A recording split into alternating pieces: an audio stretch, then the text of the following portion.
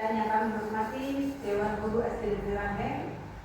Pada kesempatan yang berbahagia ini, marilah kita panjatkan puji syukur kepada Allah Subhanahu wa Ta'ala yang telah memberikan rahmat sehingga kita bisa berkumpul di siang hari ini dalam kegiatan diseminasi budaya positif pendidikan guru penggerak di SD Negeri Rangkeng Rabu 12 Juni 2024. Salawat beserta salam kita haturkan kepada Nabi Muhammad SAW karena dia adalah tauladan kita. Bapak dan Ibu yang kami hormati, saya akan membacakan agenda hari ini. 1. Pembukaan. 2. Menyanyikan lagu Indonesia Raya. 3. Sambutan Ibu Kepala Sekolah. 4. Doa.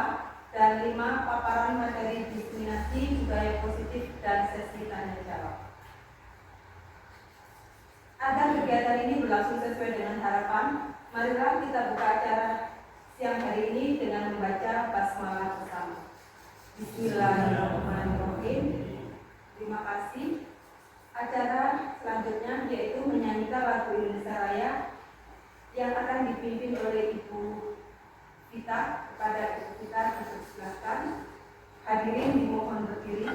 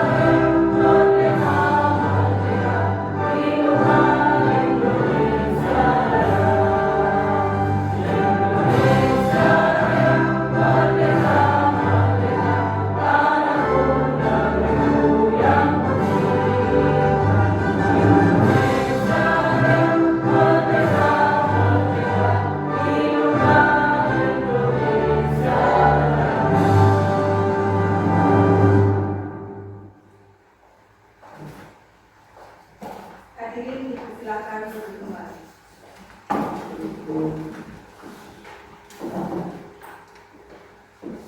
Merupakan rangkaian acara selanjutnya akan segera kita ikuti bersama, yaitu sambutan yang pertama disampaikan oleh Ibu Kepala SD Negeri Rangkeng kepada Ibu Hikmah Piro SPD. Kami persilakan.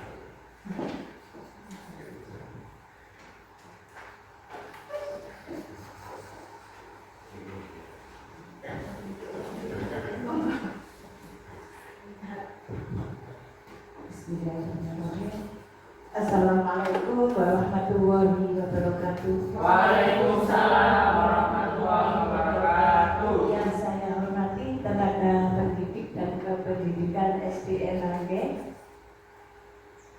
Puji syukur kehadirat Allah Subhanahu wa Ta'ala, yang mana pada siang yang cerah ini kita diberi kesehatan oleh Allah Subhanahu wa Ta'ala, sehingga kita dapat menghadiri acara diseminasi budaya positif di SDN Ranggen yang dipandu oleh Bu Rani selaku calon guru penggerak angkatan 10. Sholawat serta salam kita tujukan kepada junjungan kita Nabi Muhammad SAW, yang mana beliau membimbing kita ke jalan yang benar. Bapak Ibu, pada hari ini kita melaksanakan diseminasi budaya positif, ya. Saya buka nih, ini kan saya membuka ya. Semoga acaranya berjalan dengan lancar dan sukses buat Bu Rani untuk kedepannya. Begitu juga apa ya? Selain itu bukan untuk Bu Rani juga, sukses untuk SD ya. Dan semangat juga buat teman-teman untuk mengikuti diseminasi pada hari ini. Nah, itu saja dari saya. Semoga berjalan dengan lancar. Akhirul kalam. Wassalamualaikum warahmatullahi wabarakatuh. Waalaikumsalam warahmatullahi wabarakatuh.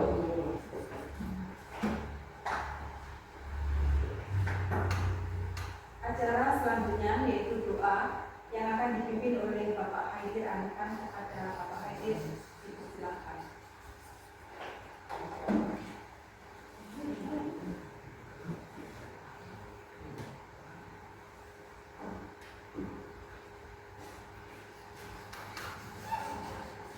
Assalamualaikum warahmatullahi wabarakatuh. Waalaikumsalam warahmatullahi wabarakatuh. A'udzubillahi minasyaitonir rajim. Bismillahirrahmanirrahim. Hamdan yu'affi nikmahu wa yaqulu lillahi ya rabbana wa lakal hamdu kama yanbaghi wa yu'affi wa hamdihi sultani. Allahumma shalli ala sayyidina Muhammadin wa ala ali sayyidina Muhammad. Al-Fatihah.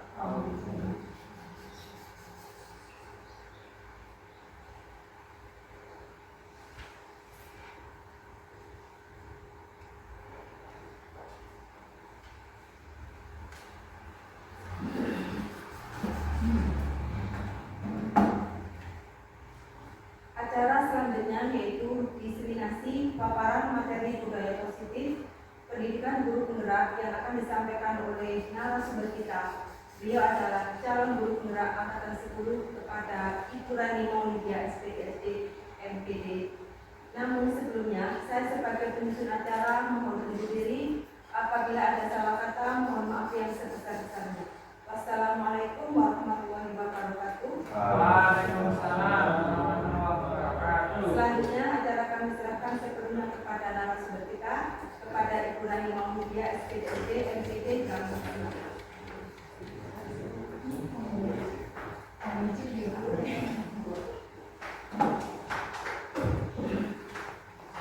Assalamualaikum warahmatullahi wabarakatuh. Waalaikumsalam warahmatullahi wabarakatuh.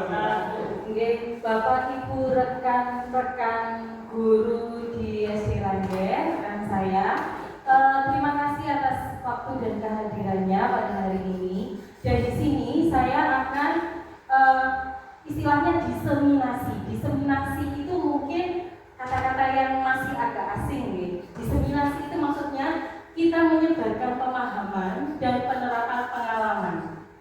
Jadi di guru penggerak ini, di pendidikan guru penggerak itu kita dikasih materi, banyak sekali materinya. Dan kementerian berharap yang mendapatkan manfaat dari materi ini bukan hanya guru penggerak saja, tetapi dari sekolahnya juga. Karena itu di sini saya akan menyebarkan pemahaman dan penerapan pengalaman tentang budaya positif. Gitu. Kita mulai deh. Nah, sebelum mulai saya punya pantun sedikit, tapi nanti dijawab ya. Ya, siap ya, oke. Pergi ke pasar membeli terasi. Cakep. Tidak lupa juga membeli ikan. Cakep. Izinkan saya presentasi pada Bapak Ibu guru sekalian. Oke.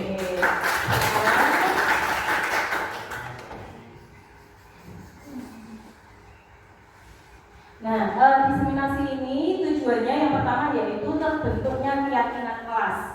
Yang kedua, maksudnya terbentuknya keyakinan kelas ini pada masing-masing kelas di setiap kelas di SD Negeri Rangge. Kemudian yang kedua, mewujudkan motivasi dari dalam diri murid. Yang ketiga, menumbuhkan nilai-nilai kebajikan.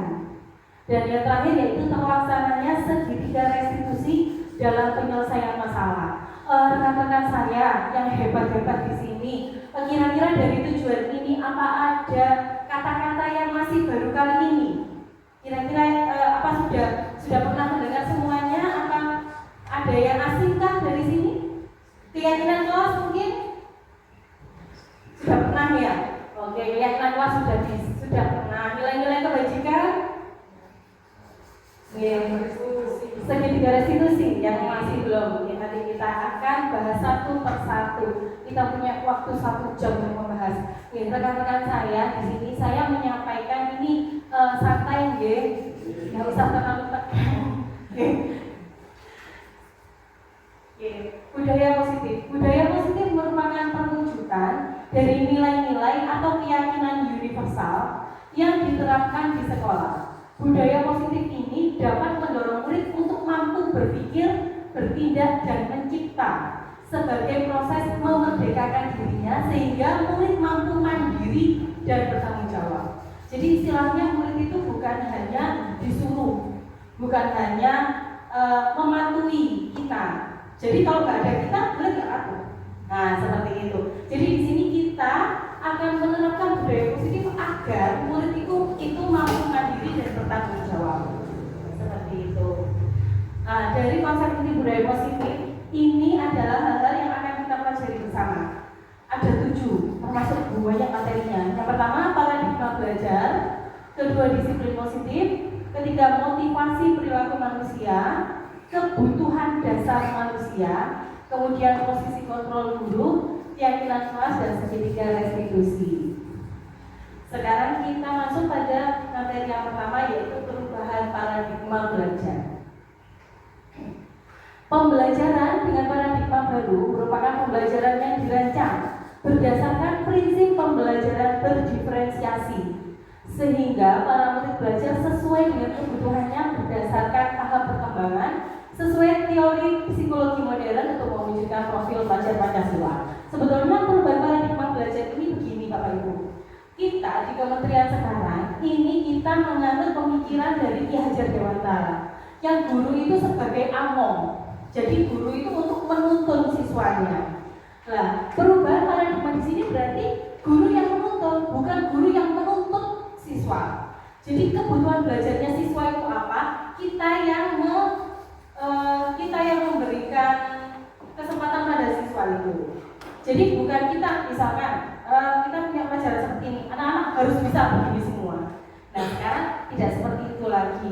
Tapi di pemikiran Ki Hajar Dewantara itu kita yang memberikan kesempatan pada anak sesuai dengan kodratnya anak-anak sendiri. Seperti itu. Nah di sini sudah dirangkum dalam profil pelajar Pancasila dengan 6 dimensinya. Yang pertama berkebinekaan global, bergotong royong, kreatif, bernalar kritis, mandiri, beriman, bertakwa kepada Tuhan Yang Maha Esa. Nah, sekarang ini miskonsepsi tentang teori kontrol. Miskonsepsi itu berarti konsep yang kurang tepat. Konsep yang kurang tepat tentang teori kontrol. Dulu ilusi bahwa guru itu mengontrol murid. Bisakah kita mengontrol murid? Karena pada dasarnya murid mau nurut dengan kita itu karena murid sendiri yang ingin menurut. Alasannya kenapa? Mungkin karena takut, ya, mungkin karena berbagai alasan yang lain. Jadi apakah siswa atau murid itu betul-betul patuh sama kita dengan kita nyuruh, dengan kita memberikan peraturan. Nah ini disebut dengan ilusi guru mengontrol murid. Yang kedua, ilusi bahwa semua penguatan positif efektif dan bermakna. Yang ketiga, ilusi bahwa kritik dan membuat rasa bersalah mampu menguatkan karakter. Biasanya kan gitu. Tak ilokno dhisik ben engko gak kaget lek dilokno mbek wong. Nah, yang seperti itu yang kurang baik. Yang terakhir itu adalah ilusi bahwa orang dewasa berhak memaksa. Apakah iya karena kita sebagai orang dewasa dan anak-anak itu masih anak kecil, itu kita berhak memaksa anak kecil? Misalkan anak-anak kepingin belajar, kepinginnya mungkin mereka capek. Nah, apakah kita berhak memaksa loh? Karena kita gurunya, jadi harus seperti itu. Nah, itu jadi ilusi bahwa orang dewasa berhak memaksa.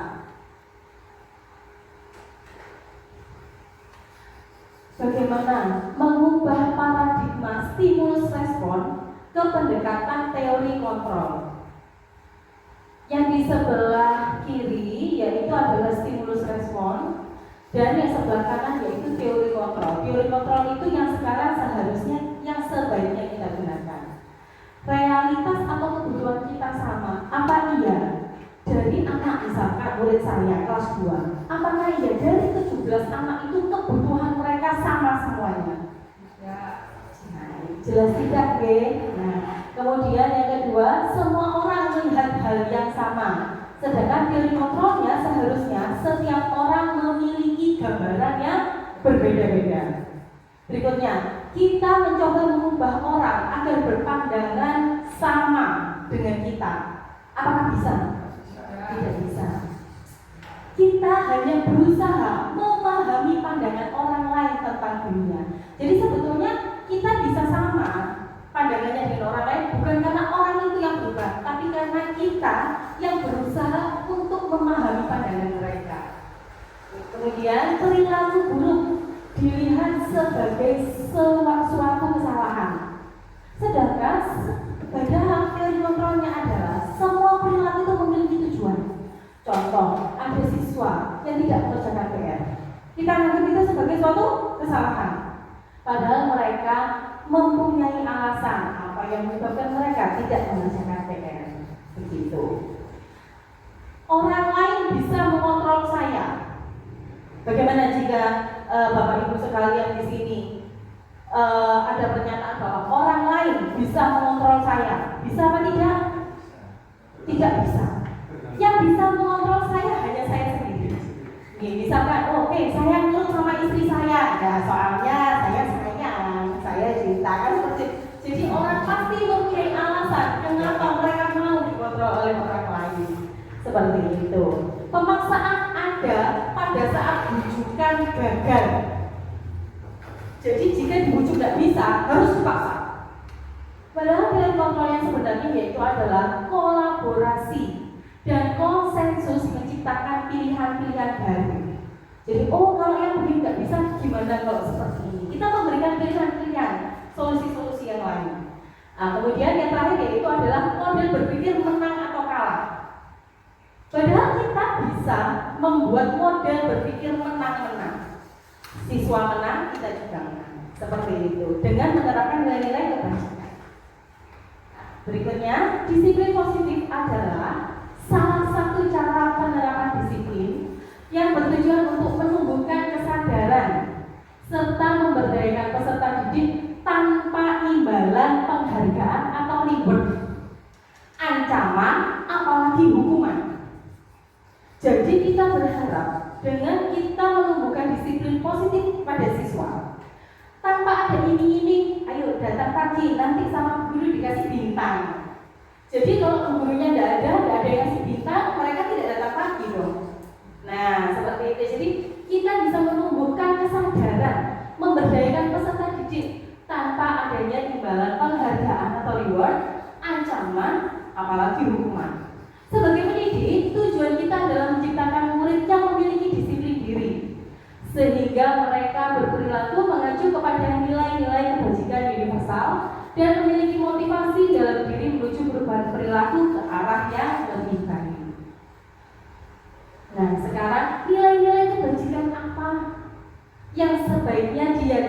oleh peserta didik.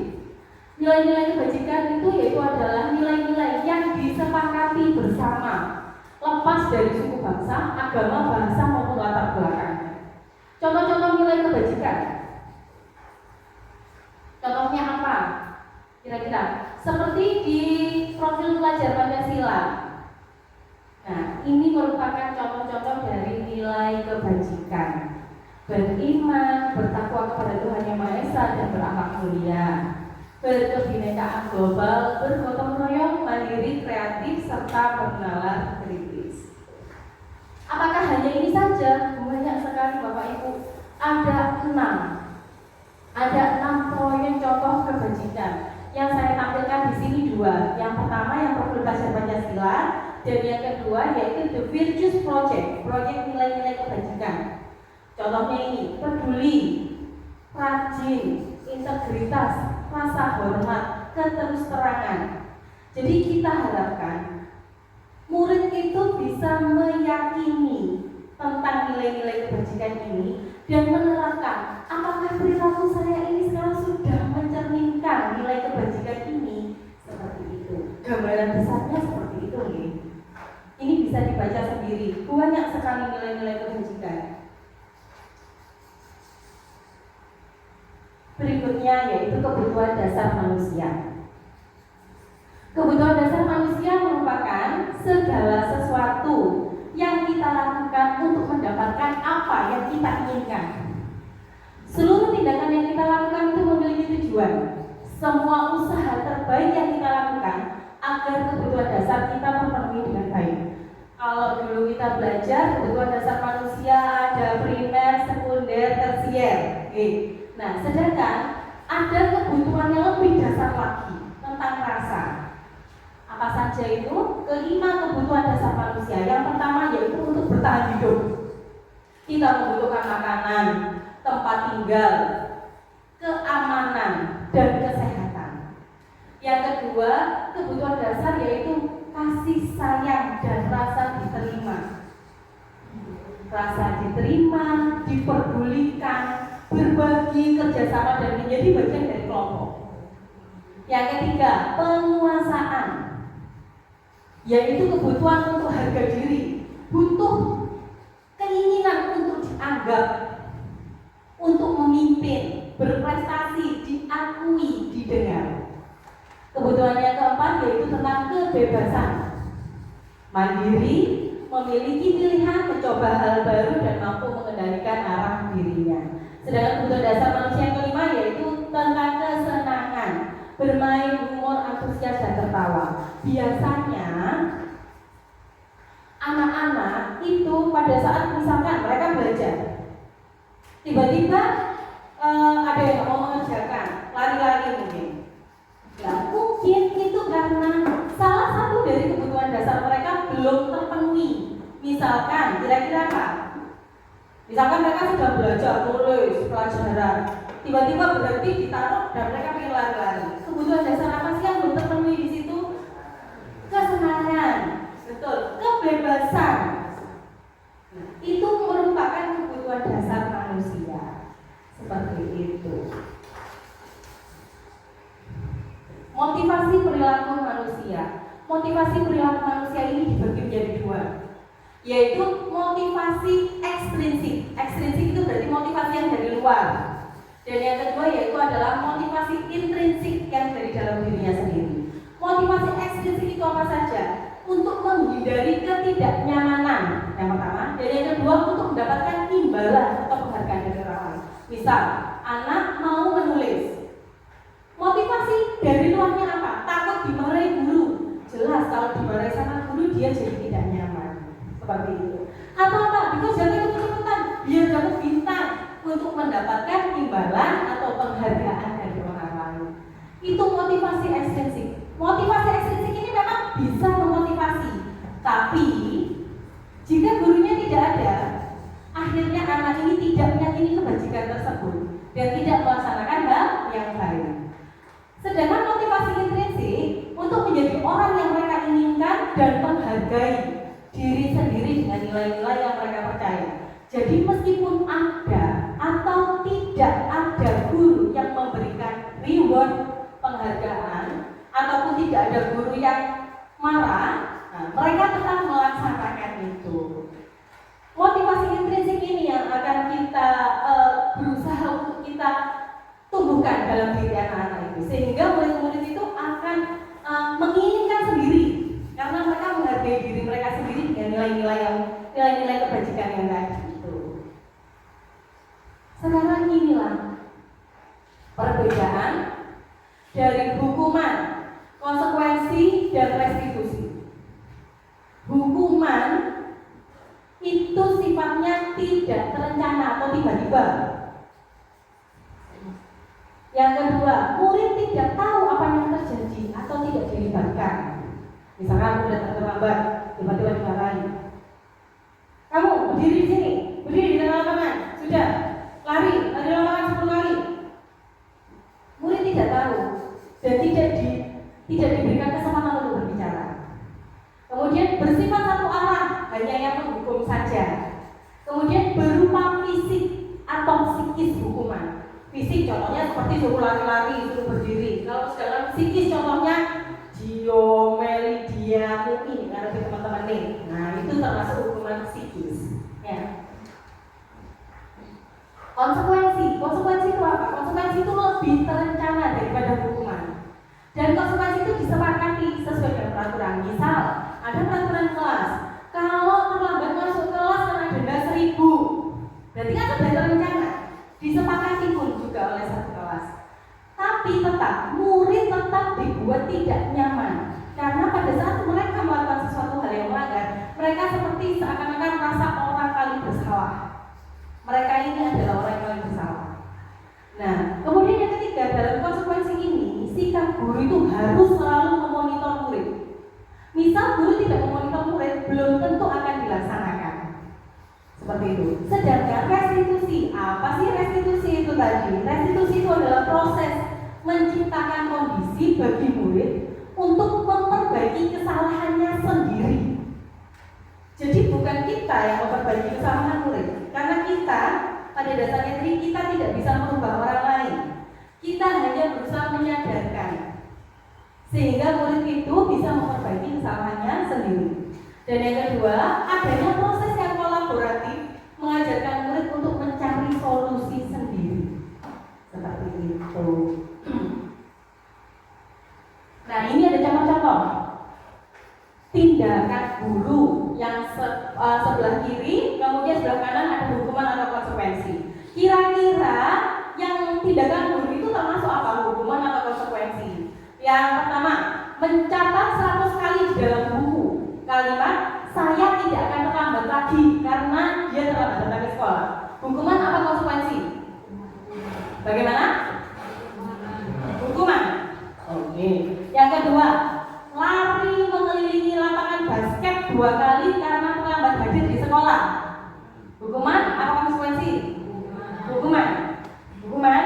Oke, hukuman. Yang ketiga, murid diminta untuk push up 15 kali karena tidak menggunakan masker ke sekolah. Hukuman? Konsekuensi? Hukuman lagi. Yang keempat, menggantikan kertas tugas teman yang telah dicoret-coret. Konsekuensi. Oke. Yang kelima, membersihkan tumpahan air di meja tulis karena tersenggol pada saat belajar. Konsekuensi ya. Konsekuensi. Kemudian yang berikutnya, meminta murid tidak mengenakan sepatu seharian di sekolah karena tidak mengenakan sepatu hitam. Hukuman apa konsekuensi? Hukuman. Hukuman. Yang terakhir, lari mengelilingi lapangan basket 2 kali karena terlambat 10 menit untuk pelajaran PJOK. Hukuman konsekuensi? Hukuman. Oke, sekarang kita lihat jawabannya yang tepat itu apa ya? Belum. Oh, lari mengelilingi lapangan basket 2 kali karena terlambat 10 menit untuk pelajaran PJOK itu merupakan konsekuensi. Misal itu karena terlambat masuk ke dalam kelas itu merupakan hukuman.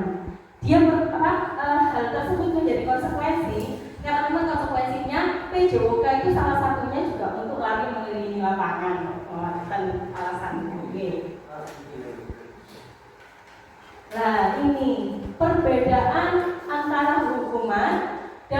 konsekuensi.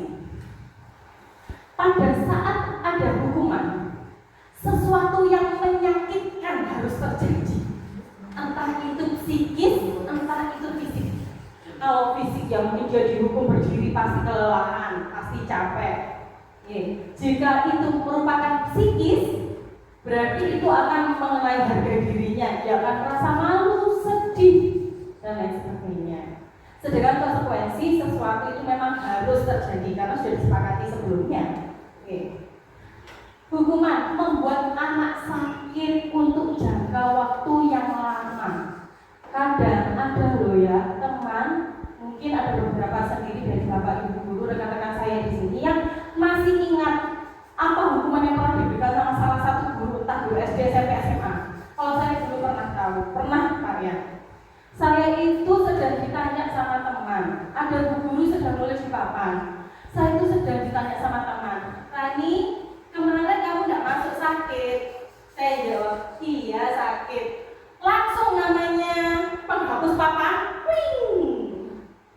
langsung sambil bu guru tersebut bilang, gelungan nih bu guru ini sok ndelok awakmu. Nyerasani bu guru. Bilang sama dia. Lah, hukuman itu membekas cukup lama. Bahkan sampai sekarang saya pun masih merasakan malunya. Seperti itu. Jadi bagaimanapun hukuman itu akan membuat anak sakit dalam jangka waktu yang lama. Mungkin beberapa ada, kalau tidak ada berarti guru-guru yang dulu guru-gurunya bapak ibunya dengan semua ini hebat-hebat. Sedangkan konsekuensi itu membuat anak merasa tidak nyaman, tapi dalam jangka waktu yang pendek. Dengan adanya hukuman, anak itu jadi membenci kedisiplinan. Konsekuensi bisa menjadi anak itu menghargai disiplin. Hukuman merupakan paksaan, sedangkan konsekuensi merupakan stimulus tanggapan. Hukuman mendorong anak menyakiti diri sendiri, karena namanya anak dihukum terasa sakit pasti berontak, pasti. Nah, sedangkan konsekuensi mendorong anak agar mudah menyesuaikan diri. Hukuman itu membuat anak itu mendapat konsep diri yang buruk. Aku ini yang dihukum, aku yang salah. Nah, seakan-akan seperti itu. Sedangkan konsekuensi menanamkan konsep yang baik. Sehingga gini, oh, aku melakukan kesalahan, aku bertanggung jawab, jadi aku harus melakukan hal sesuai dengan kesepakatan. Kemudian pada hukuman, anak belajar untuk menyembunyikan kesalahan daripada dihukum. Jadi lebih baik menyembunyikan kesalahan. Sedangkan pada saat konsekuensi, anak belajar untuk mematuhi peraturan. Pada hukuman, anak merasa marah, bersalah, dipermalukan, dan merasa tidak dihargai. Pada saat konsekuensi, anak kehilangan hak, dibuat tidak nyaman, dan diasingkan untuk sementara. Nah, ini perbedaan antara hukuman dan konsekuensi. Sedangkan guru, posisi kontrolnya di mana sih? Ada 5 posisi kontrol guru. Kira-kira kita, saya, diri kita masing-masing ini sebagai guru ini yang bagaimana? Apakah kita sebagai guru yang penghukum? Apakah kita sebagai guru yang membuat rasa bersalah? Apakah kita guru sebagai posisi teman, guru sebagai pemantau, atau guru sebagai manajer? Nah, di sini ada video. Kita lihat dulu video berikut nggih.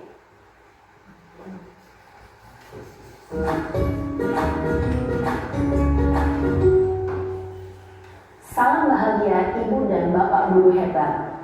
Dalam penerapan disiplin positif restitusi, salah satu program yang dikembangkan adalah 5 posisi kontrol. 5 posisi kontrol dalam restitusi adalah proses perjalanan seorang pendidik agar dapat mengenali dirinya. Pada video kali ini, kita akan membahas tentang 5 posisi kontrol yang dikembangkan oleh Diane Gosser dan contoh penerapannya.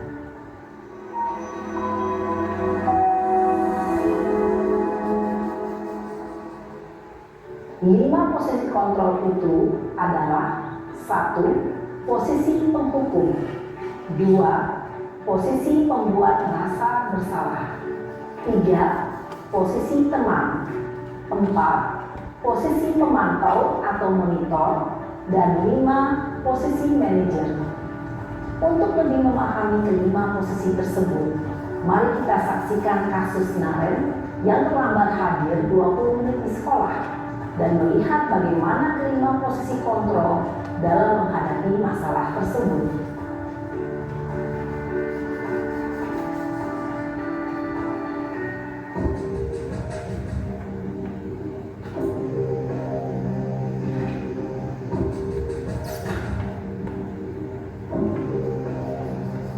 Naren! Sini kamu! Selamat pagi, Bu. Selalu terlambat. Kamu deh, pasti terlambat. Maaf, Bu. Saya Apa? Apa coba? Alasan kamu apa lagi? Kapan sih kamu tidak terlambat? Malas sekali ya kamu jadi anak. saya Dasar pemalas. Gak kapok-kapok sih kamu. Sudah berapa kali terlambat? Sana, kamu keliling lapangan basket 2 kali. kenapa saya harus ke lapangan basket, Bu? Kenapa? Kamu melawan ibu. Berani-beraninya jawab. Sudah terlambat, masih berani jawab enggak? Sekarang, keliling lapangan basket 5 kali sekalian. Biar kapok. Cepat. Pergi sana ke lapangan basket. Posisi penghukum biasanya berbicara dengan nada tinggi, menghardik, menunjuk-nunjuk, menyakiti, dan menyindir. Hukuman bisa berupa fisik maupun psikis. Ibu dan bapak guru hebat.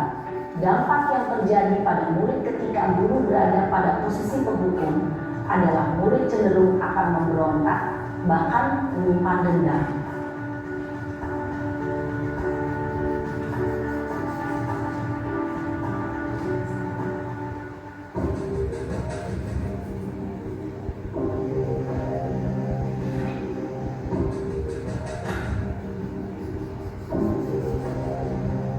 Naren!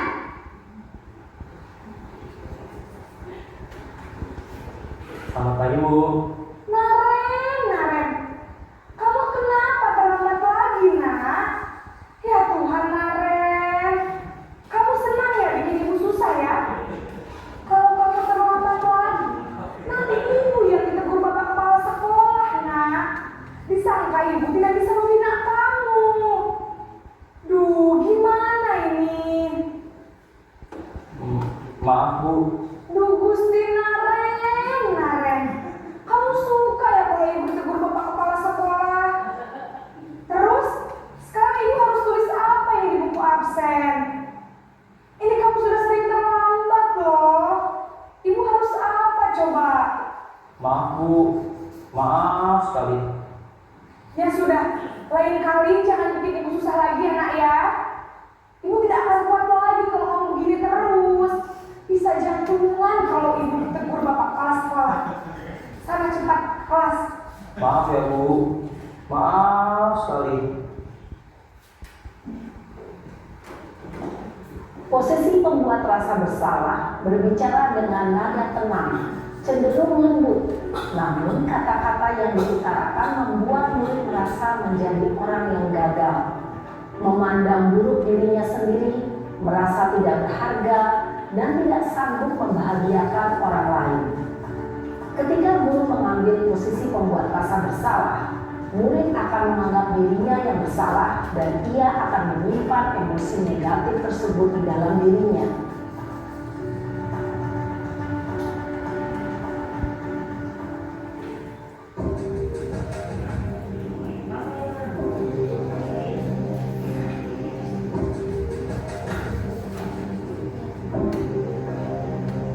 Naren!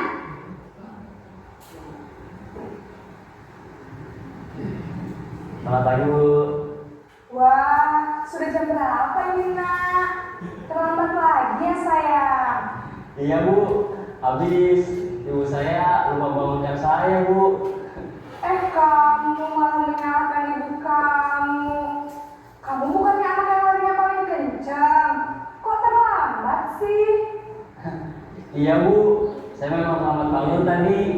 Jadi biarpun saya lari kencang, tetap gak kekejar, Bu. Ya sudah sana. Nanti lain kali larinya lebih kencang lagi ya. Biar gak terlambat lagi. Bikin senang ibu. Demi ibu. Bisa kan? Bisa lah, Bu. Ya sudah sana masuk kelas. Ibu beresin urusan absen kamu. Kamu ini ada-ada saja. Dalam posisi teman, guru berbicara dengan nada suara ramah, akrab, cenderung bersenda gurau untuk menjaga suasana tetap santai. Murid akan merasa senang, aman, dan akrab dengan guru. Identitas yang tercipta adalah identitas sukses atau berhasil. Namun, perlu diingat, karena ini masih dorongan eksternal, maka ada faktor ketergantungan dari murid kepada orang tertentu. Di sini, guru absennya, sehingga di lain waktu, murid bisa berperilaku baik, namun hanya kepada orang-orang tertentu saja.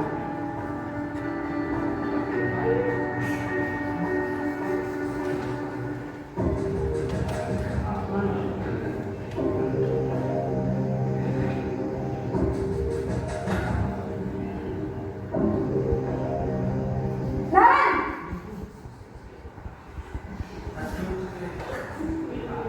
Selamat pagi, Bu. Naren, apa peraturan sekolah kita tentang jam berapa kita harus masuk sekolah, nak? Kita harus di sekolah jam 7, Bu. Iya betul, sekarang sudah jam 7.20. Naren sudah tahu konsekuensinya jika terlambat hadir. Paham, Bu. Saya harus tinggal kelas pas jam istirahat selama 20 menit. Iya benar, konsekuensinya demikian. Jadi nanti jam 9.30 pas istirahat, kamu harus tinggal di kelas, kerjakan tugas tambahan untuk ketertinggalan kamu, ya? Baik, Bu. Posisi pemantau mengandalkan penghitungan atau data untuk mengontrol murid. Guru mengarahkan murid berdasarkan peraturan dan konsekuensi. Seorang pemantau menunjukkan bahasa tubuh dan ekspresi wajah yang datar dan cenderung formal.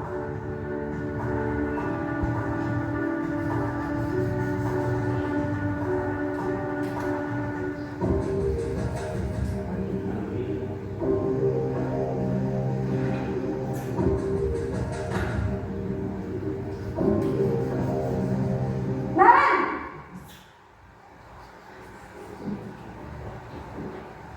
Selamat pagi, Bu. Selamat pagi, Naren. Maaf, Bu. Saya terlambat. Iya, sekolah masuknya jam 7, sekarang sudah jam 7.20. Jadi sekarang bagaimana ini, Naren? Maaf, Bu. Saya lupa setel alarm saya semalam.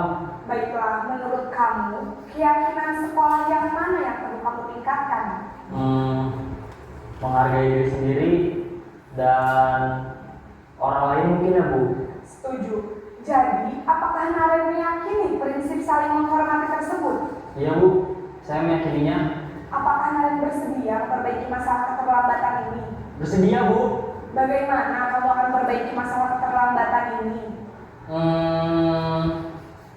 Saya akan coba untuk tidak lupa menyetel alarm saya, Bu. Baik, kalau Naren lupa menyetel alarm di rumah, ada orang yang kira-kira bisa bantu mengingatkan tidak? Ada, Bu. Kakak saya, Kak Emma. Ada lagi selain Kak Emma? Selain Kak Emma, ada ibu saya. Baik, jadi yang mengingatkan Naren adalah Kak Emma dan ibu kamu, ya? Kira-kira akan mulai setel alarm kapan nih, Naren? Setelah pulang sekolah, akan segera saya lakukan. Baik, jadi Naren akan setel alarm untuk bangun besok pagi dan akan diingatkan oleh kakak dan ibu dan Naren, ya? Ada lagi yang mungkin perlu dilakukan, Naren? Agar tidak terlambat bangun lagi. Tidak ada, Bu. Baik, Naren. Terima kasih untuk kerjasama kamu. Sekarang kamu perlu kembali ke kelas untuk belajar. Baik, Bu. Terima kasih. Posisi manajer adalah posisi kontrol yang disarankan untuk membimbing murid memiliki sikap disiplin yang positif, yaitu murid yang mandiri, bertanggung jawab, dan dapat memecahkan masalah. Tujuan dari posisi ini adalah agar murid dapat berefleksi atas tindakannya. Guru akan dengan tulus memberikan pertanyaan-pertanyaan bermakna, sehingga membuat murid dapat belajar dari kesalahannya dan mencari sebuah solusi untuk menyelesaikannya. Ibu dan bapak guru hebat, setelah mengamati adegan kelima posisi kontrol tadi, kira-kira posisi mana yang paling ideal? Posisi mana yang dapat menunjang motivasi intrinsik murid?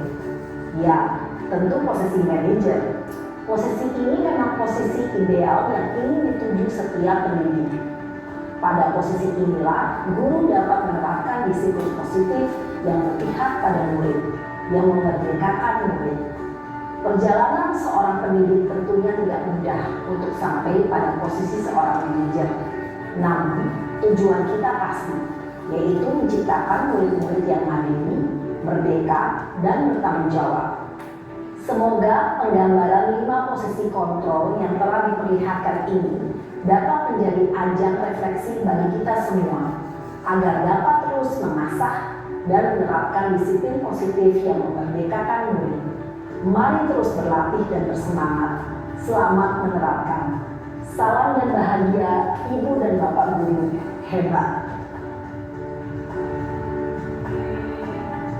Berikut tadi video tentang contoh-contoh dari 5 posisi. Yang pertama penghukum, yang kedua Merasa bersalah. membuat merasa bersalah, yang ketiga teman, yang keempat pemantau, dan yang kelima manajer. Ternyata setelah kita lihat contohnya tadi, yang paling ideal, yang sebaiknya tujuan kita menjadi seorang guru yaitu pada posisi manajer.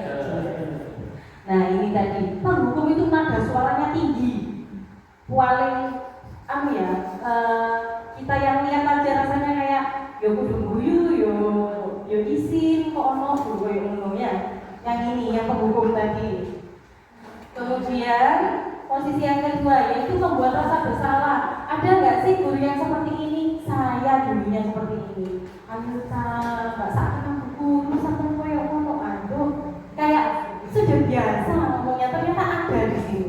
Memang ada posisi kontrol guru sampai membuat rasa bersalah. Kemudian yang ketiga yaitu teman. Nah ini juga sering kali saya sendiri juga sering terlalu sama anak-anak. Ternyata hasilnya memang positif, tapi tidak dapat membuat murid jadi mandiri. Kemudian berikutnya yaitu pemantau. Pemantau ini sudah hebat, sudah baik. Lagi-lagi murid ketergantungan pada satu orang guru. Mereka tidak bisa meyakini nilai-nilai kebajikan dari dalam diri mereka sendiri. Dan sedangkan posisi manajer, nah ini yang tadi ini. Jadi guru menanyakan dulu apa sih masalahnya kepada siswa. Kemudian guru pun memberikan pertanyaan-pertanyaan bermakna sehingga siswa itu bisa mengetahui dan memahami kesalahannya sendiri di mana. Seperti itu. Oke. Contoh lain, 5 posisi guru berdiri dengan sebelah kaki di depan kelas, itu posisi penghukum. Nah, kalau membuat rasa bersalah itu tadi ya. Kesekian kali sudah diingatkan, kamu senang ya melihat ibu terus-terusan seperti ini. Ini sama seperti di video tadi ya. Oke. Nah, sekarang pertanyaan, posisi kontrol apakah aku? Saya kecewa sekali dengan kamu. Apa? Kira-kira posisi kontrol apa? Membuat rasa bersalah. Ada jawaban lain? Ada yang punya yang lain? Betul, membuat rasa bersalah. Kita lihat ya jawabannya. Ya, jawabannya membuat rasa bersalah. Yang kedua, kamu tidak pernah benar melakukannya. Sekarang sering melakukan 3 kali. Jelas ini penghukum. Nah, posisi penghukum. Berikutnya, kira-kira bagaimana kamu akan memperbaiki masalah ini? Manajer. Berikutnya, ayolah lakukan demi Bapak. Ayolah, lakukan demi ibu. Teman, apa bahasa bersalah? Posisi teman. Kamu terlambat 15 menit. Apakah kamu sudah mengerti konsekuensi yang dilakukan bila terlambat? Pemantau. Bukan. Klik ke ya, jawabannya betul, pemantau. Sudah hebat sekali Bapak Ibu. Dari video tadi langsung jelas ya, sudah tahu posisi mana. Kira-kira Bapak Ibu ingin menjadi posisi yang di sebelah mana? Teman, pemantau, sebagai manajer. Kita sama-sama saling mendukung supaya kita semua bisa jadi manajer bagian mana. Oke. Kita lanjutkan. Nah, adanya keyakinan kelas. Tadi di videonya Bu siapa tadi? Si Marina tadi loh. Kan ada ya? Kamu tahu keyakinan sekolah apa yang kamu langgar? Apa sih keyakinan sekolah, keyakinan kelas? Nah, keyakinan kelas ini adalah kesepakatan kelas yang diyakini bersama guru dan murid dengan harapan dapat meningkatkan kedisiplinan murid. Keyakinan kelas ini berupa pernyataan universal, dibuat dalam bentuk positif dan bersifat abstrak. Keyakinan kelas hendaknya tidak terlalu banyak sehingga mudah diingat dan dipahami. Dan semua warga kelas ikut berkontribusi dalam pembuatan keyakinan kelas lewat kegiatan mengutarakan pendapat. Kalau dulu itu kita ada yang namanya peraturan kelas. Kalau peraturan kelas itu berarti jika tidak melaksanakan peraturan akan dihukum. Sedangkan kita sebagai posisi control manager, kita tidak menghukum. Apa? Kita menanyakan keyakinan kelas. Dan keyakinan kelas ini karena sudah disepakati oleh guru dan murid secara bersama-sama, murid itu juga akan meyakini, akan menyadari dengan dirinya sendiri bahwa pada saat mereka melakukan suatu kesalahan yang tidak sesuai dengan keyakinan kelas. Nah, contoh dari peraturan kelas, selalu kembalikan buku ke tempatnya. Sedangkan nilai keyakinan kelas ini berhubungan dengan nilai kebajikan. Nilai kebajikannya yaitu adalah tanggung jawab. Jadi lebih enak sebetulnya Bapak Ibu guru. Keyakinan kelas tanggung jawab. Isinya penjabarannya, bentuknya itu bisa mulai dari mengembalikan buku ke tempatnya, meminta maaf sama teman pada saat dia tidak sengaja, misalkan tidak sengaja nyenggol, tidak sengaja nabrak. Nah, seperti itu. Dilarang mengganggu orang lain. Keyakinan kelasnya yaitu menghormati orang lain dan diri sendiri. Peraturan hadir di sekolah 15 menit sebelum pembelajaran dimulai. Keyakinan kelasnya adalah menghormati orang lain. Bisa juga masuk pada nilai kebajikan komitmen pada tujuan. Dilarang melakukan kekerasan. Keyakinan kelasnya yaitu adalah menghormati orang lain dan keselamatan. Dilarang menggunakan narkoba. Keyakinan kelasnya adalah kesehatan. Nah, sampai dengan jangan berlari di kelas atau di koridor. Keyakinan kelasnya apa sih? Yaitu tentang keselamatan dan keamanan. Nah, kita sebaliknya, karena keyakinan kelas ini kita buat bersama-sama dengan siswa, dengan murid, maka siswa pun akan meyakini sendiri. Ini contoh-contoh dari keyakinan kelas. Ini sebetulnya yang di gambar sebelah kiri itu tentang keyakinan. Jadi siswa itu gini, ayo nak, kita mau buat kesepakatan kelas, kita bikin keyakinan kelas, kita tunjukkan dulu nilai-nilai kebajikan. Nilai kebajikan ada keamanan, keselamatan. Sudah tahu ya kira-kira keamanan, keselamatan itu yang bagaimana? Nah, anak-anak kita tawarkan, mungkin bisa dengan membagikan post-it. Kalau yang ini kebetulan pakai aplikasi. Nah, kita bisa di sini juga membagikan post-it. Kira-kira mereka ingin menuangkan idenya keyakinan kelas itu apa? Oh, Bu, disiplin Bu. Biarkan mereka menulis. Misalkan mereka menulis tidak boleh terlambat, silakan. Kita tampung semua, mungkin ditempelkan di depan atau di mana. Kita tampung semua. Setelah kita tampung semua, kita rubah kata-kata kalimatnya anak-anak ini tadi menjadi kalimat yang positif.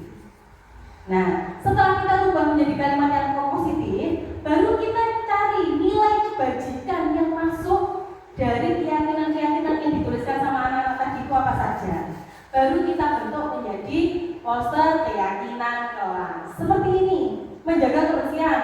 senantiasa saling membantu, menjaga barang milik sendiri, menghormati orang lain, berkomitmen terhadap setiap tugas. Bentuknya abstrak, jadi kegiatannya bisa dilakukan dalam banyak hal seperti itu. Jadi tidak hanya di satu atau dua peraturan dan tidak menghukum gitu. Untuk materi berikutnya yaitu tentang segitiga restitusi. Segitiga restitusi ini namanya segitiga, mempunyai 3 sisi.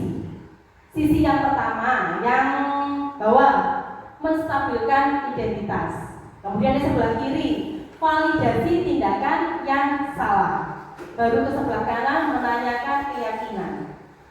Kata-kata yang menjadi ciri bahwa guru tersebut, guru bapak ibu guru tersebut sedang melakukan penstabilan identitas, yaitu adalah setiap orang pasti pernah melakukan kesalahan. Atau kamu bukan satu-satunya yang pernah melakukan kesalahan ini kok, nak. Nah, itu merupakan salah satu contoh dari penstabilan identitas. Step yang kedua, langkah yang kedua yaitu validasi tindakan yang salah. Kata-kata contohnya yaitu kamu tentu punya alasan mengapa kamu melakukan hal tersebut. Adakah cara yang lebih efektif untuk mendapatkan apa yang kamu butuhkan? Nah, itu untuk memvalidasi tindakan yang salah. Jadi murid itu pada saat dia melakukan kesalahan, dia sadar salahnya di mana. Kadang-kadang murid itu dihukum bahkan tidak tahu salahnya di mana. Yang penting bisa dihukum itu aja. Nah, dengan seperti ini memvalidasi tindakan yang salah, kita memvalidkan. Nah, kamu ini salah apa enggak? Kira-kira kenapa kok salah? Nah, kesalahan kamu kira-kira gimana? Sebaiknya bagaimana? Dan yang ketiga yaitu menanyakan keyakinan. Keyakinan kelas apa yang telah kita sepakati? Yang mana? Keyakinan mana yang telah kamu langgar? Nah, dan kamu ingin menjadi orang yang seperti apa? Itu adalah langkah yang ketiga yaitu menanyakan keyakinan. Oke, segitiga restitusi ada 3 langkahnya yaitu penstabilan identitas, validasi, dan menanyakan keyakinan. Pengertian dari segitiga restitusi adalah proses dialog berkomunikasi yang dijalankan guru atau orang tua agar dapat menghasilkan murid yang mandiri dan bertanggung jawab. Segitiga restitusi membantu murid memiliki tujuan, disiplin positif, dan memperbaiki dirinya setelah berbuat salah. Restitusi bukan untuk menebus kesalahan, namun untuk belajar dari kesalahan. Jadi pada saat siswa setelah menyadari kesalahannya apa, dia juga dapat menemukan solusi untuk dirinya sendiri sehingga kesalahan itu tidak akan terulang lagi karena dirinya sendiri. Gitu. Nah, ini contoh-contohnya. Menstabilkan identitas, berbuat salah itu manusiawi, tidak ada manusia yang sempurna. Nah, seperti itu. Validasi tindakan yang salah. Kamu pasti punya alasan mengapa melakukan hal itu. Padahal kamu bisa loh melakukan yang lebih buruk dari ini ya. Tapi kan tidak kamu lakukan. Kamu itu patut bangga dengan dirimu sendiri karena kamu telah melindungi sesuatu yang penting buat kamu. Nah, kemudian berikutnya yaitu adalah menerapkan keyakinan. Apa keyakinan kita? Keyakinan apa yang telah kita sepakati? Seperti apa gambaran masa yang dalam menurut kamu? Kamu jadi orang seperti apa? Nah, berikutnya ini adalah contoh dari penerapan segitiga restitusi. Bapak Ibu, teman-teman saya, rekan-rekan saya yang hebat-hebat, sebelum kita melihat ini, boleh nggak sedikit dulu sebentar? Boleh ya, biar nggak bosan. Silahkan berdiri. Pak Romi sudah mulai mengantuk soalnya. Kita mau permainan sebentar ya Pak Dir, silakan berdiri. Permainan yang ini biasanya saya di kelas, namanya judulnya adalah bos berkata. Tahu kan? Ya, oh belum tahu. Cara bermainnya begini. Saya akan memberikan instruksi yang harus dilakukan dengan cepat. Misalkan, mata, berarti pegang mata. Kepala, kepala, hidung, mulut. Tapi dengan syarat, jika saya mengatakan bos berkata, baru dilakukan. Kalau tidak mengatakan bos berkata, tidak boleh dilakukan. Siap? Siap? Siap? Siap? Oke, siap ya? Siap Pak Romi? Bos berkata, kepala. Bos berkata hidung,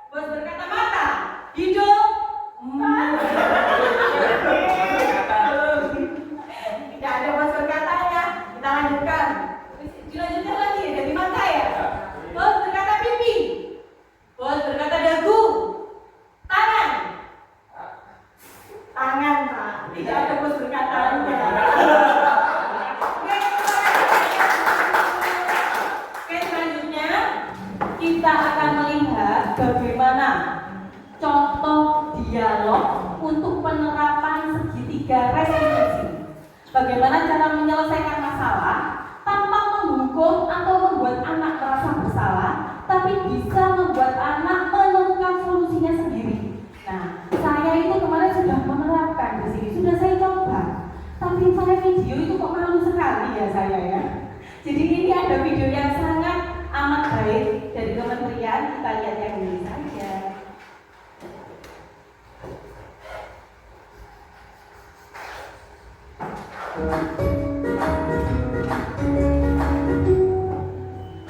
Salam dan bahagia Ibu dan Bapak guru hebat. Pada video kali ini kita akan membahas tentang salah satu program disiplin positif yang diterapkan di lingkungan sekolah yang dikenal dengan nama restitusi.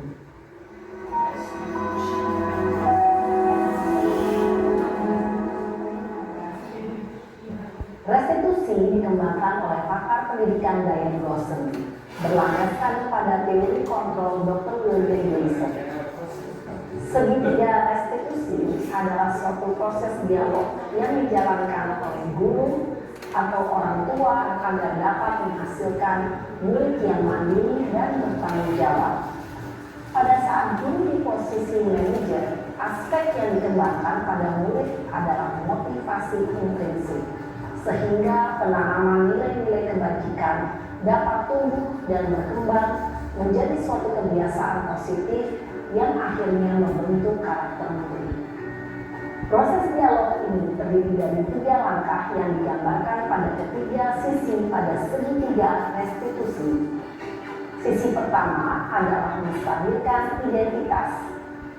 Sisi yang kedua adalah validasi tindakan yang salah. Dan sisi yang ketiga adalah menanyakan keyakinan. Ibu dan Bapak guru, berikut ini akan ditunjukkan bagaimana seorang guru berada dalam posisi manajer menggunakan penerapan segitiga restitusi.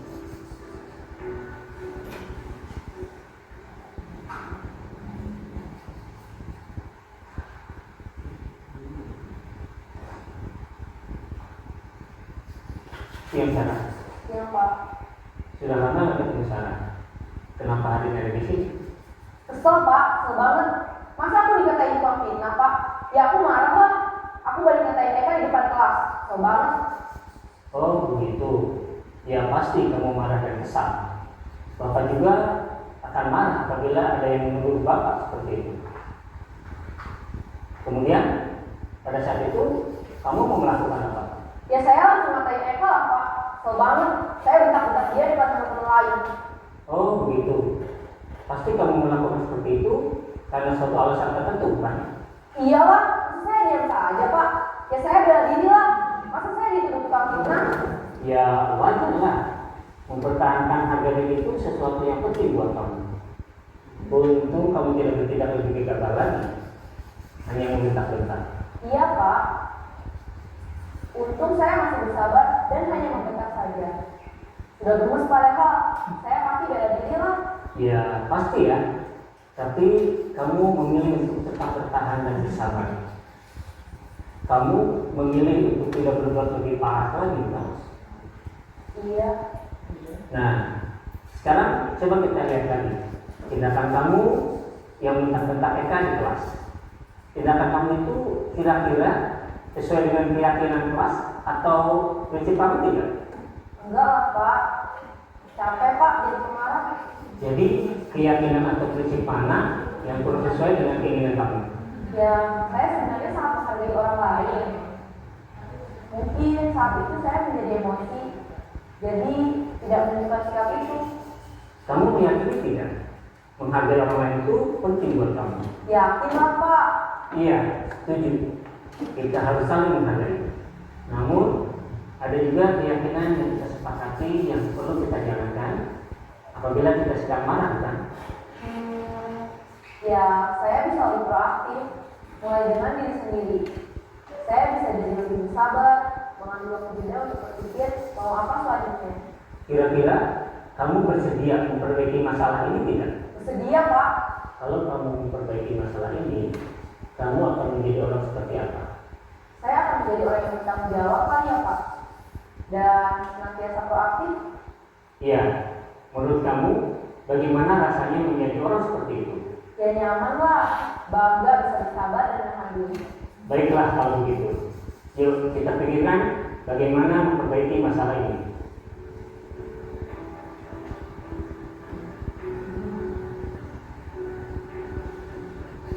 Ibu dan bapak guru hebat. Baru saja kita menyaksikan contoh bagaimana seorang guru berada dalam posisi manajer menggunakan penerapan segitiga restitusi. Mari kita bahas satu persatu. Pada sisi pertama, menstabilkan identitas berdasarkan pada prinsip bahwa membuat kesalahan adalah bagian dari proses pembelajaran. Sisi pertama dari segitiga ini berperan menggeser identitas murid dari identitas gagal ke identitas sukses. Murid yang sedang bertingkah laku yang tidak pantas atau menarik diri saat itu sedang mengalami identitas gagal. Bila kita mengkritiknya, maka posisinya tidak akan berubah. Kita bisa mengajukan pernyataan-pernyataan ini. 1. Membuat kesalahan sesuatu yang wajar. 2. Manusia tidak ada yang sempurna. 3. Kita bisa memperbaiki masalah ini. 4. Saya tidak menanyakan kesalahannya. Saya lebih fokus bagaimana memperbaiki masalah ini. 5. Apakah saat ini kamu tengah menjadi orang yang baik untuk dirimu sendiri? Pada sisi kedua, validasi tindakan yang salah berlandaskan pada prinsip bahwa setiap perilaku berupaya memenuhi suatu kebutuhan tertentu. Guru yang telah memahami teori kontrol akan bergeser dari pemikiran stimulus respon menjadi proaktif dan mencoba untuk mengenali tujuan dari perilaku murid. Mengenali dan mengakui kebutuhan murid ini dapat memperbaiki hubungan dengan murid tersebut. Pernyataan atau pertanyaan bisa disampaikan dengan nada suara tidak menghakimi atau memojokkan, sehingga dapat mengembalikan murid pada posisi positif. 1. Kamu bisa saja bertindak lebih gegabah lagi dari ini. 2. Kamu bukan melakukannya tanpa suatu alasan tertentu. 3. Kamu melakukannya karena mempertahankan sesuatu yang penting bagimu. 4. Mungkin kamu bisa mempelajari suatu perilaku baru yang lebih efektif. Bersediakah kamu mempelajarinya? Selanjutnya, kita akan simak sisi terakhir, yaitu menanyakan keyakinan. Teori kontrol menyatakan bahwa pada dasarnya kita termotivasi secara intrinsik. Pada saat perilaku yang salah telah divalidasi dan identitas sukses telah stabil, maka murid telah siap menaikkan keyakinan-keyakinannya dengan tindakannya yang salah dan pemikirannya telah bergeser ingin menjadi orang yang dituju. Pertanyaan-pertanyaan ini dapat menaikkan keyakinan-keyakinan yang dianut murid. 1. Sebagai keluarga atau kelas, apa yang kita yakini? 2. Nilai-nilai apa yang telah kita sepakati? 3. Seperti apa gambaran sebuah kelas yang ideal bagi kami? 4. Kamu ingin menjadi orang seperti apa?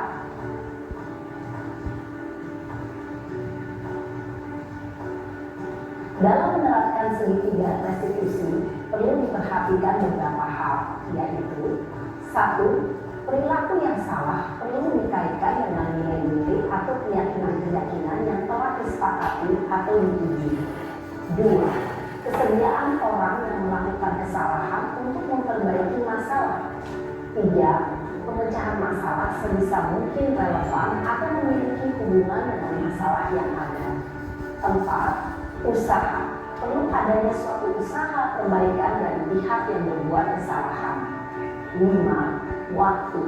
Perlu didedikasikan waktu dari pihak yang berbuat kesalahan. Tanyakan kapan akan mulai diberlakukan usaha untuk memperbaiki masalah.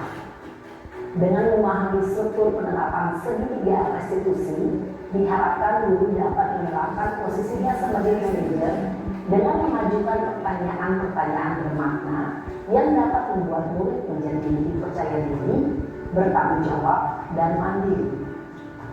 Nah, ibu bapak guru perlu tidaknya mengikuti ketiga tahapan dalam segitiga restitusi bergantung pada ringan beratnya suatu permasalahan. Misalnya, bila permasalahan tersebut ringan, maka tidak perlu dijalankan secara berurutan, bahkan bisa semudah menanyakan apa keyakinan yang kita sepakati. Dengan menjalankan segitiga restitusi, dengan mengajukan pertanyaan-pertanyaan bermakna, diharapkan murid menjadi lebih kuat secara pribadi, dapat membuka wawasan diri agar dapat menyelesaikan permasalahannya sendiri, semakin percaya diri, mandiri, dan merdeka. Salam dan bahagia, ibu bapak guru hebat.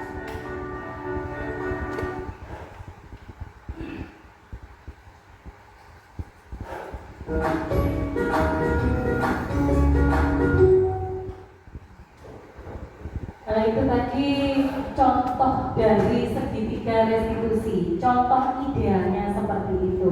Bagaimana Bapak Ibu setelah melihat video tadi, ada tanggapankah dari Bapak Guru dan muridnya tadi yang marah-marah di dalam kelas? Kira-kira misalkan saya pada waktu lihat video itu pertama kali, saya berpikir begini, kira-kira kalau saya jadi gurunya, muridku tak takoni koyo ngono, jawabnya koyo ngono gak sih? Sepintar itu kah muridku? Gak pede rasanya, betul nggih? Betul. Ya, itu juga yang saya rasakan, itu juga yang saya pikirkan pertama kali. Memang contoh tadi adalah contoh yang sangat amat ideal dengan keyakinan kelas yang sudah dibuat.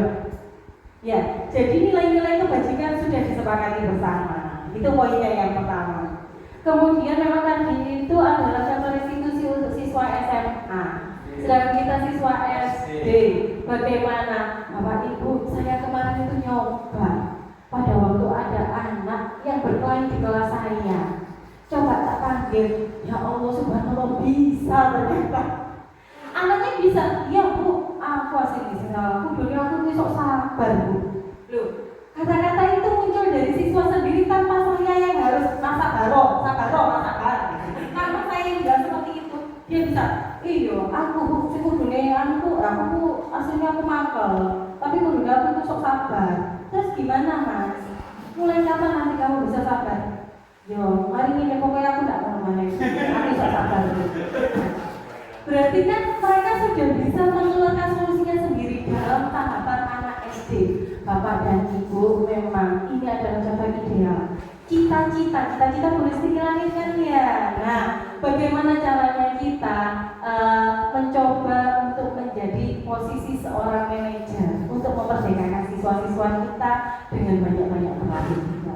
Kemarin pengalaman di loka kedua, teman-teman itu kan juga sudah mencoba menerapkan segitiga restitusi di muridnya masing-masing. Ternyata banyak sesi gagal. Maksudnya gagal itu gimana? Akhirnya macet, dituangkan model tetap ada banyak. Apa yang kita lakukan? Tidak putus asa. Pada saat itu gagal, pada saat ada masalah yang lain akan kita lakukan lagi segitiga restitusi sampai semua anak itu betul-betul bisa berhasil meyakini nilai kebajikan dan bisa memberikan solusi untuk dirinya sendiri. Seperti itu ya.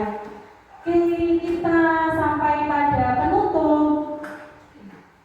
Nah, dalam penerapan program disiplin positif, hendaknya guru memiliki standar kepribadian profesional dan sosial yang baik, di mana guru mampu mempresentasikan dirinya dalam posisi kontrol saat ini. Bagaimana perjalanan dirinya sebagai ngomong siswa, yaitu sebagai manajer yang menuntut murid-muridnya menjadi insan yang mandiri, merdeka, dan bertanggung jawab. Ini saya kutip dari Standar Nasional Pendidikan. Jadi sebetulnya di Standar Nasional Pendidikan itu sudah ada. Bagaimana caranya untuk tujuan tersebut? Salah satunya yaitu dengan budaya positif ini. Terima kasih Bapak Ibu. Demikian.